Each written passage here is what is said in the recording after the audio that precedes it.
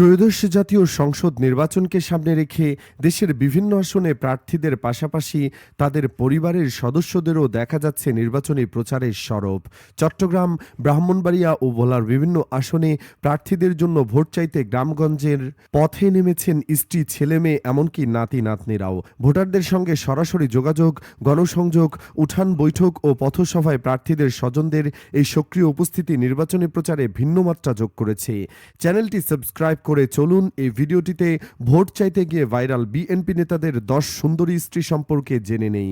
বিশেষ অনুরোধ থাকবে, ভিডিওটি দেখতে দেখতে কমেন্টে এমন একজনের নাম লিখবেন যাকে সবচেয়ে ভালো লেগে যায়।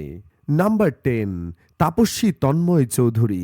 আসন্ন ত্রয়োদশ জাতীয় সংসদ নির্বাচনকে সামনে রেখে গাজীপুর 2 আসনে ব্যস্ত সময় পার করছেন বিএনপি মনোনীত প্রার্থী এস.এম. মঞ্জুরুল করিম রনি ও তার স্ত্রী। স্বামীর সাথে তাপস্বী তন্ময় নামের এই সুন্দরী নারীও নানান প্রচারণা চালাচ্ছেন।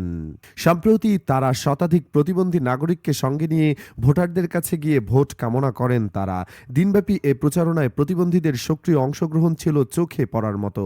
তারা লিফলেট বিতরণ, পথসভা এবং ভোটারদের সঙ্গে সরাসরি মত বিনিময়ের মাধ্যমে নির্বাচনী কার্যক্রমে যুক্ত হন। নাম্বার 9, শ্যামেনজার শ্যামা খান। সম্প্রতি ভোটের অধিকারের জন্য জীবন দেওয়া জুলাই শহীদদের প্রতি সম্মান জানাতে ভোট কেন্দ্রে গিয়ে ভোট দেওয়ার আহ্বান জানিয়ে চট্টগ্রাম 7 রাঙ্গুনিয়া আসনে বিএনপি মনোনীত প্রার্থী হুম্মাম কাদের চৌধুরী, তবে তিনি একা নন, তার পক্ষে রাঙ্গুনিয়ায় স্ত্রী শ্যামেনজার শ্যামা খানও ভোট চেয়ে বেড়াচ্ছেন। অনেকেই হয়তো জানেন না, হুম্মাম কাদের চৌধুরীর স্ত্রী শ্যামেনজার শ্যামা তার চেয়েও সম্পদশালী। তার স্ত্রীর সম্পদের পরিমাণ হুম্মামের চেয়ে 52 গুণ বেশি, প্রায় 50 কোটি। একই সাথে স্ত্রীর আয়ও স্বামীর 3 গুণ বেশি। হুম্মামের রাজধানীতে কোনো অ্যাপার্টমেন্ট না থাকলেও গুলশানে তার স্ত্রীর প্রায় 5 কোটি টাকা মূল্যের 2টি অ্যাপার্টমেন্ট রয়েছে। এসব ফেলে গ্রামে তার ভোট চাওয়া একটু অবাক করার মতোই। যদিও ভোট চাওয়ার নানান ভিডিও অনেকের বাজে মন্তব্য করছে তৃতীয় লিঙ্গ বলে।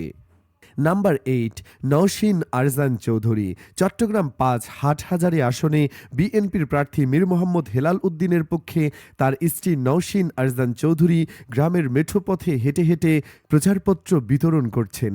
নারী ভোটারদের বুকে জড়িয়ে ধরে তাদের সুখ দুঃখের কথা শুনছেন, করছেন পথসভাও। শুধু তিনি নন, চট্টগ্রামের বিভিন্ন আসনে বিএনপি ও জামায়াত সহ বিভিন্ন দলের প্রার্থীদের স্ত্রী, সন্তান, বাবা মার সরাসরি ভোটারদের কাছে গিয়ে ভোট প্রার্থনা করছেন। নাম্বার 7, শেখ সায়রা আনমনা। আসন্ন নির্বাচনকে সামনে রেখে ভোলা 1 আসনে বিএনপি ও জাতীয় ঐক্যফ্রন্টের প্রার্থী আন্দালিব রহমান পার্থের নির্বাচনী প্রচারণায় দেখা গেছে তার সহধর্মিণী শেখ সায়রাকে।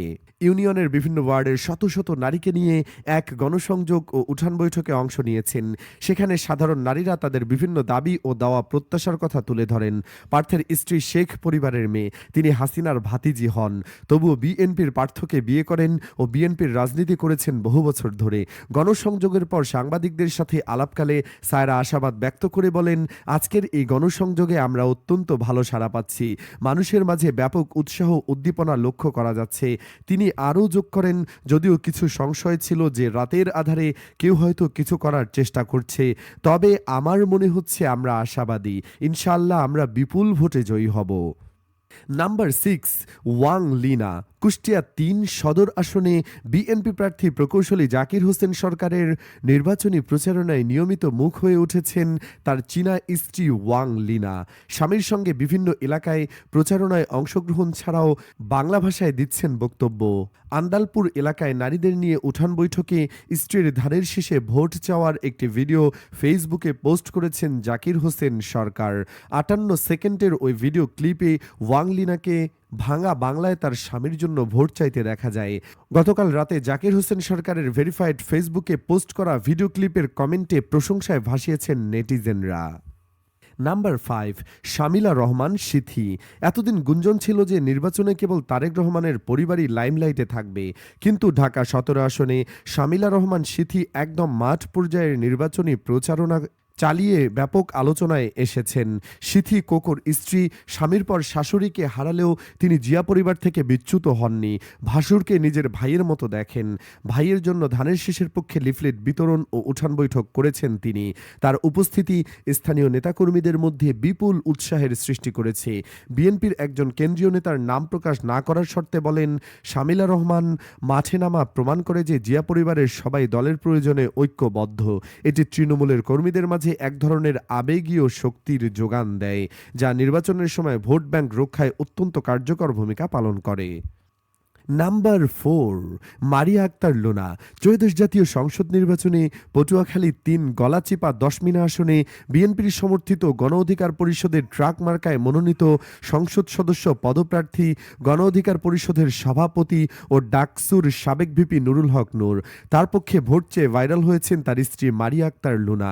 তিনি স্বামীর দীর্ঘ ত্যাগের রাজনীতির ইতিহাস তুলে ধরে ভোটে জেতানোর কথা বলেছেন।